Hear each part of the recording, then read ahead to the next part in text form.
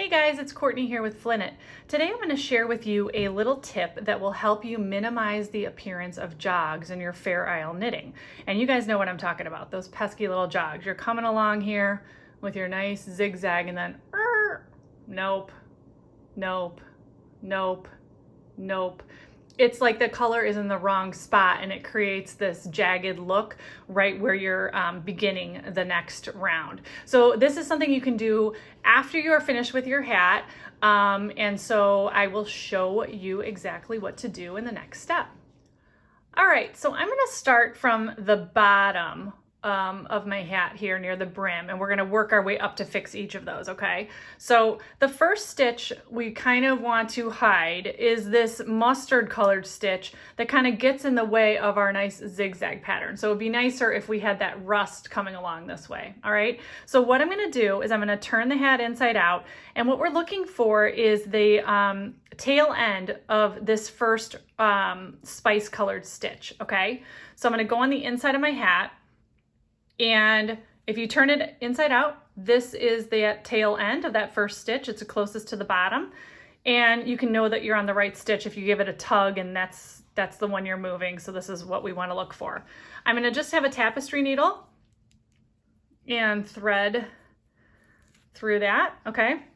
And then I'm going to come back to the front here, and to bridge that gap and kind of make it look a little less in appearance wise across here, I'm going to come up through the middle of that first stitch, okay? So I'm coming straight through that stitch right there.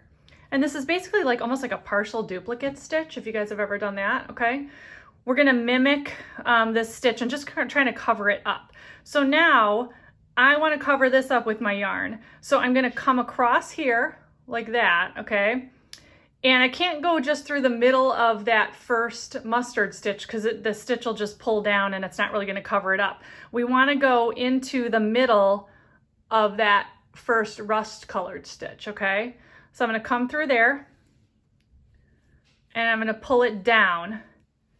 And do you see how that's already kind of covering up that mustard?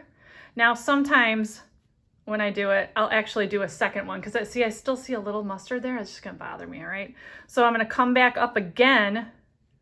You don't wanna pull too tight either because then you're really gonna get that puckered kind of feeling right here. You wanna leave a little slack there, okay? It should just be loose like a stitch itself, all right? And you're gonna come up through that stitch again. And then this one, what I like to do is you can almost go through the actual yarn, almost in between it or through it, right above that mustard color. What we're doing is we're almost just kind of painting over that mustard with our yarn, okay? So now I'm gonna come down through there, and it's like magic, you guys. Do you see that? Look at that. It comes to a nice kind of, it finishes that zigzag for us, all right? So that is our first stitch. Now we're coming up here, now we have that rust color in the wrong spot, that spice color, and we need to finish this off. So I will show you, we'll just keep going through this and I'll meet you back here in a second. Okay, so now we have our zigzag of that rusty spicy color right here that looks nicer. It's covering our mustard that we didn't like. And now we have this spice color that shouldn't be there because we want to continue that variegated multicolored yarn, the nice zigzag from there, okay? So I'm going to do the same thing. I'm going to go to the back and I want to find the tail end of that first variegated stitch, okay? So if I turn it over, I kind of kept my finger right there, so when I turn it, I'm looking, here it is, okay? So I'm just going to thread that through my needle here. And then I'll come back to the front of the hat and find that stitch with my finger. Now here I have 2 stitches and I want to cover up this spice color. So I will just stick that where I need to go here. I want to come up through that first stitch, okay, right through the middle.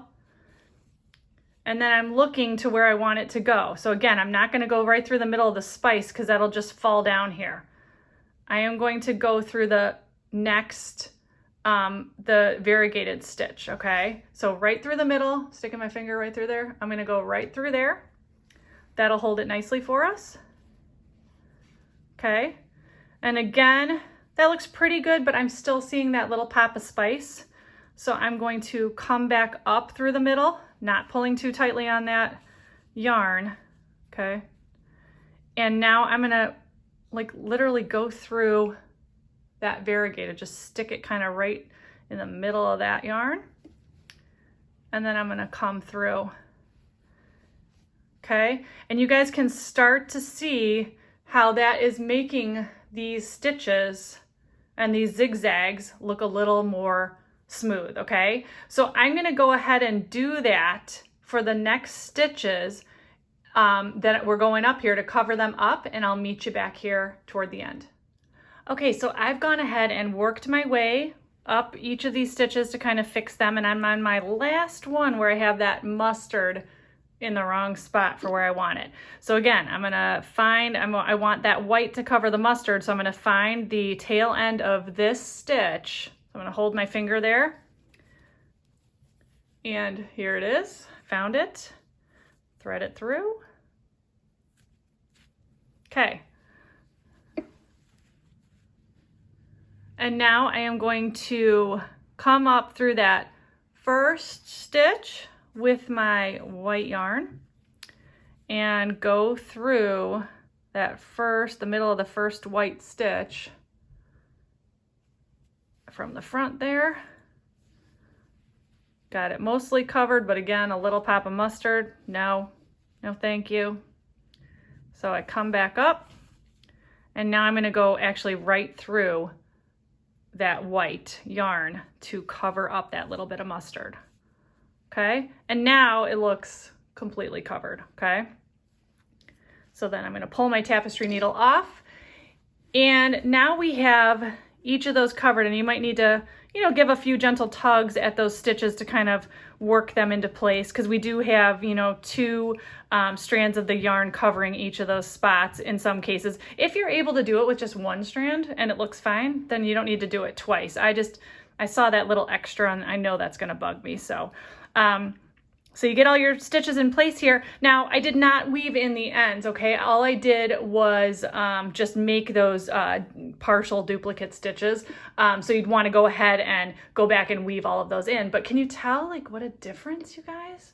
Check that out. So now we have those zigzags, and they're not nearly as broken or as jagged, okay? So from an appearance perspective, when we're looking at the back of our hat now, it just looks like so much nicer, you know, in my opinion, than if we have all those jagged little zigzags. So this is just my little tip for doing this, and I hope it's helpful to you, and I appreciate you guys watching this, and I hope you enjoyed it, and I will see you back here again next time. Follow me on Instagram at flynnknit to see what I'm working on next.